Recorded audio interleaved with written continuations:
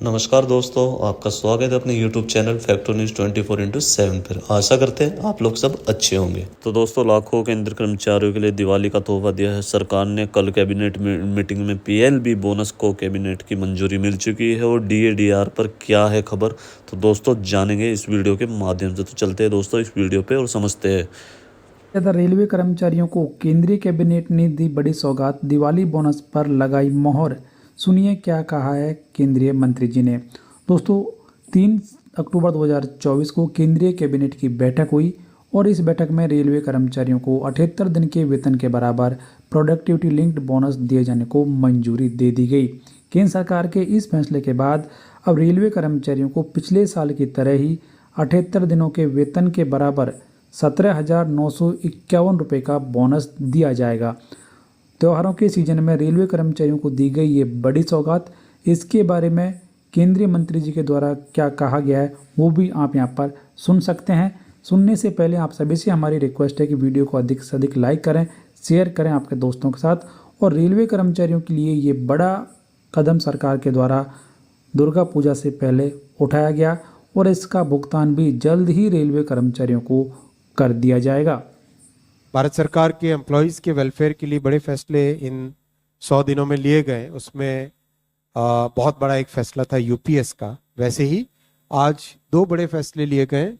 पहला port employees के लिए जो करीब 20,700 के आसपास पोर्ट एम्प्लॉयज़ हैं मेजर पोर्ट अथॉरिटीज़ में, डॉक लेबर बोर्ड में, इन सब के बेनिफिट के लिए एक प्रोडक्टिविटी लिंक्ड रिवॉर्ड स्कीम बनाई गई। ये स्कीम में 3 बड़े फैक्टर्स हैं: turn around time, ship birthday output और यूनिट कॉस्ट ऑफ हैंडलिंग। और ये पोर्ट के एम्प्लॉयज के साथ बातचीत करके, उनके साथ काफी डिटेल में चर्चा करके ये सब बनाया गया स्कीम। टोटल 198 करोड़ रुपीस का इस पे एक्सपेंडिचर है। एक्सपेंडिचर के अलावा जो बड़ी बात है कि this is a very important factor by which the port employees will be motivated and they will be rewarded for the good work that they are doing. Second है रेलवे एम्प्लॉयज के लिए प्रोडक्टिविटी लिंक बोनस।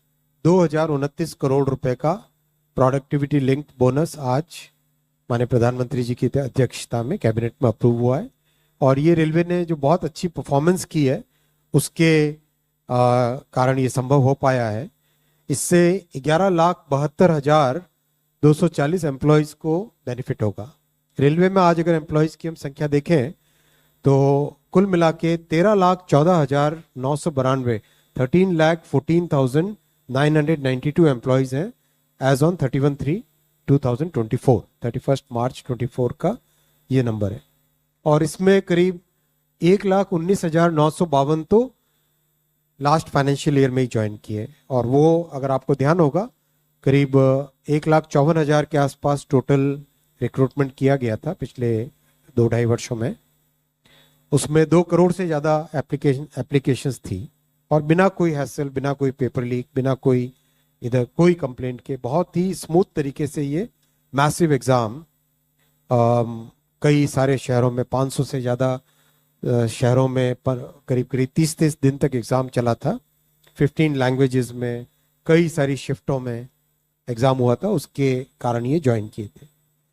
इसमें भी railway के employees के साथ मिलके जो बना हुआ है फॉर्मूला, उसमें आउटपुट इनपुट यानी कितना आप इनपुट देते हो उससे कितना आउटपुट आ रहा है। मान लो कितने लोकोमोटिव लगाए तो कितना आगे पैसेंजर्स और कार्गो वो सिस्टम खींचता है। वैसे ही ऑपरेटिंग रेशियो यानी कॉस्ट कितनी है और आपकी रेवेन्यू कितना है, इन सब का ध्यान रखते हुए इन दोनों को 50% वेटेज दिया गया है। इस फॉर्मूले से 76 डेज का बोनस बनता है, लेकिन आज कैबिनेट ने 78 डेज का बोनस अप्रूव किया है in recognition of all the good work that railway employees are doing. अभी वैकेंसीज 58,642 है जिसमें अभी रिक्रूटमेंट का काम चल रहा है। और मैं ये नंबर इसलिए रखा क्योंकि विपक्ष की तरफ से बार बार एक छोटा नंबर डाल के लोगों को भ्रमित करने का प्रयास चलता रहता है। कभी कोई 20,000 बोलता है, कोई 25,000, कोई किसी भी तरह का कोई एक गलत नंबर डाल दो और फिर बाद में उसको गलत को आगे प्रसारित कर दो, इस तरह की उनका प्रयास चल रहा है। इसलिए ये नंबर आपके सामने रखा है। As on today this number is 58,642 vacancies पे आज की तारीख में रिक्रूटमेंट का प्रोसेस चल रहा है। और एनुअल कैलेंडर से चल रहा है, जो कि 50-60 साल से नहीं हो पाया था, वो मोदी जी ने अपने कार्यकाल में किया।